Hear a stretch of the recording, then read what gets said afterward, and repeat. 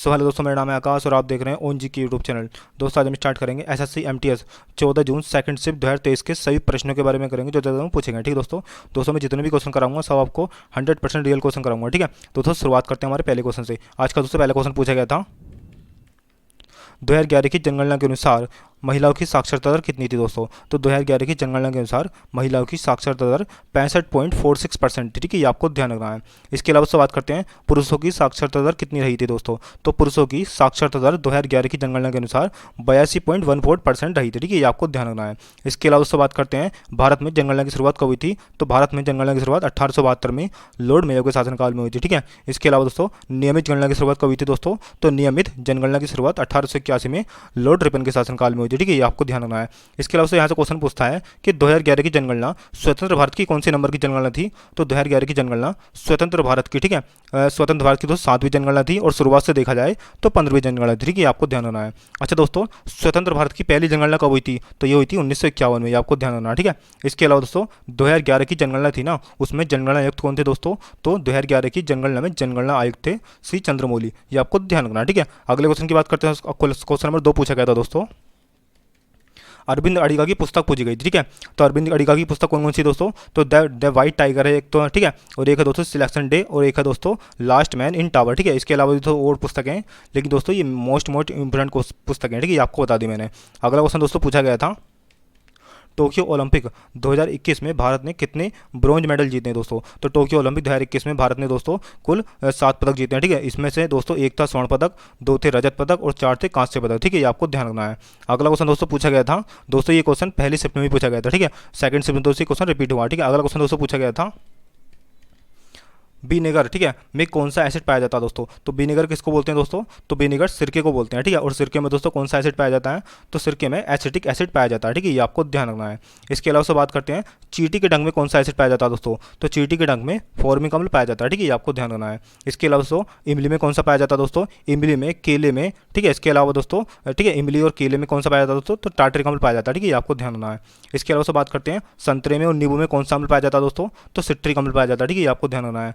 इसके अलावा दोस्तों टमाटर में कौन सा अम्ल पाया जाता है दोस्तों। तो टमाटर में ऑक्सैलिक अम्ल पाया जाता है। ठीक है, ये आपको ध्यान रखना है। अगला क्वेश्चन दोस्तों पूछा गया था पार्लियामेंट एक्ट कब आया था दोस्तों। तो ये 1911 में आया था। ठीक है, ये आपको ध्यान रखना है। अगला क्वेश्चन दोस्तों पूछा गया था तमिलनाडु का ऐरावतेश्वर मंदिर का निर्माण किसने करवाया था दोस्तों। तो ये चोल राजा राजराजा द्वितीय ने करवाया था। ठीक है, ये आपको ध्यान रखना है। ठीक है दोस्तों, अगला क्वेश्चन दोस्तों पूछा गया था कजरी कहाँ का लोकगीत है। तो कजरी दोस्तों पूर्वी उत्तर प्रदेश का लोकगीत है। ठीक है, ये आपको ध्यान रखना है। ठीक है दोस्तों अगर आपको वीडियो अच्छी लग रही हो तो हमारे चैनल को सब्सक्राइब और वीडियो को लाइक जरूर करना। ठीक है, इसके अलावा दोस्तों उत्तर प्रदेश के लोक नृत्य कौन कौन से दोस्तों। तो उत्तर प्रदेश के लोक नृत्य हैं रासलीला, मयूर और ख्याल नृत्य। ठीक है, ये सभी दोस्तों उत्तर प्रदेश के प्रसिद्ध लोक नृत्य हैं। ठीक है, अगला क्वेश्चन दोस्तों पूछा गया था क्रिकेट में बॉल बाउंड्री के पार चली जाती है तो कितने रन बनते हैं दोस्तों। तो इसके 6 रन बनते हैं। ठीक है, अगर दोस्तों बाउंड्री से पहले बॉल ने अगर ज़मीन को टच कर दिया तो वहाँ पर 4 रन बनेंगे। ठीक है, ये आपको ध्यान रखना है। अगर सीधे ही दोस्तों बाउंड्री से पार चली जाती गेंद तो वहाँ पर 6 रन होते हैं, लेकिन अगर बाउंड्री से पहले अगर ज़मीन को टच कर लेती है उसके बाद बाउंड्री पार जाती है दोस्तों 4 रन माने जाते हैं। ठीक है, वहाँ पर तो ये आपको ध्यान रखना है। अगला क्वेश्चन दोस्तों पूछा गया था रेगुलेटिंग एक्ट कब आया था। तो ये 1773 में आया था। ठीक है, ये आपको ध्यान रखना है। अगला क्वेश्चन दोस्तों पूछा गया था मौर्य साम्राज्य का दक्षिणी छोर किस राज्य में स्थित है दोस्तों। तो ये कर्नाटक में स्थित है। ठीक है, ये आपको ध्यान रखना है। इसके अलावा बात करते हैं मौर्य साम्राज्य ने अपना साम्राज्य उत्तर पश्चिम में ईरान से लेकर पूर्व में बंगाल तथा उत्तर में कश्मीर से लेकर दक्षिण में उत्तरी कर्नाटक तक फैला हुआ। ठीक है, ये आपको ध्यान रखना है। अच्छा दोस्तों मौर्य साम्राज्य की स्थापना किसने करी थी। तो चंद्रगुप्त मौर्य ने मौर्य साम्राज्य की स्थापना करी थी। ठीक है, ये आपको ध्यान रखना है। अच्छा दोस्तों मौर्य साम्राज्य की राजधानी क्या थी। तो पाटलिपुत्र मौर्य साम्राज्य की राजधानी थी। ठीक है, आपको ध्यान रखना है। इसके अलावा दोस्तों जो चंद्रगुप्त मौर्य थे उनके गुरुजी का नाम क्या था। तो उनके गुरुजी का नाम था चाणक्य। ठीक है, ये आपको ध्यान रखना है। और चाणक्य को कौटिल्य या विष्णुगुप्त के नाम से भी जाना जाता है। ठीक है, ये भी आपको ध्यान रखना है। अगला क्वेश्चन दोस्तों पूछा गया था गुलाबो सपेरा कौन सा नृत्य करती हैं दोस्तों। तो ये कालबेलिया डांस से संबंधित है। ठीक है, और दोस्तों कालबेलिया डांस कहाँ का है। तो ये राजस्थान का। ठीक है, ये भी आपको ध्यान रखना है। इसके अलावा दोस्तों राजस्थान का एक प्रसिद्ध लोक नृत्य है, उसका नाम क्या है दोस्तों। तो उसका नाम है घूमर नृत्य। ये भी आपको ध्यान रखना है। ठीक है, अगला क्वेश्चन दोस्तों पूछा गया था गिरफ्तारी के संबंध में संरक्षण किस अनुच्छेद में है। तो ये अनुच्छेद 22 में है। ठीक है, ये आपको ध्यान रखना है। अगला क्वेश्चन दोस्तों पूछा गया था किताब उल हिंद के लेखक कौन है? तो किताब उल हिंद के लेखक अल बेरूनी है, ठीक है, अल बेरूनी है, ये आपको ध्यान रखना है। अगला क्वेश्चन दोस्तों पूछा गया था, दोस्तों अगर वीडियो अच्छी लग रही हो चैनल को सब्सक्राइब और वीडियो को लाइक जरूर करना, ठीक है। अगला क्वेश्चन दोस्तों पूछा गया था, ऐ दिल है मुश्किल गाना किसने गाया था दोस्तों? तो ये अरिजीत सिंह ने गाया था, ठीक है, ये आपको ध्यान रखना है। अगला क्वेश्चन दोस्तों पूछा गया था, कृष्णा नदी भारत के किस राज्य से निकलती है दोस्तों? तो कृष्णा नदी महाराष्ट्र राज्य से निकलती है, ठीक है, महाराष्ट्र राज्य में महाबलेश्वर के समीप पश्चिमी घाट श्रृंखला से निकलती है, ठीक है, ये आपको ध्यान रखना है। इसके अलावा दोस्तों कृष्णा नदी कौन कौन से राज्य से होकर बहती है?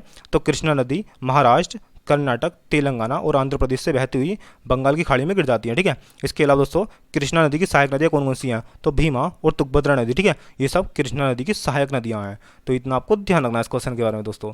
अगला क्वेश्चन दोस्तों पूछा गया था, भारत राज्यों का क्या है दोस्तों? तो भारत राज्यों का संघ है, ठीक है, ये आपको ध्यान रखना है। इसके अलावा दोस्तों अगला क्वेश्चन पूछा गया था, गांधी इरविन समझौता कब हुआ था? तो गांधी इरविन समझौता 5 मार्च 1931 को हुआ था, ठीक है, ये आपको ध्यान रखना है। इसको दोस्तों दिल्ली पैक्ट के नाम से भी जाना जाता है, ठीक है, ये भी आपको ध्यान रखना है, ठीक है दोस्तों। दोस्तों आज के लिए इतना ही दोस्तों, मिलते हैं अगली शिफ्ट में दोस्तों, तब तक के लिए जय हिंद जय भारत।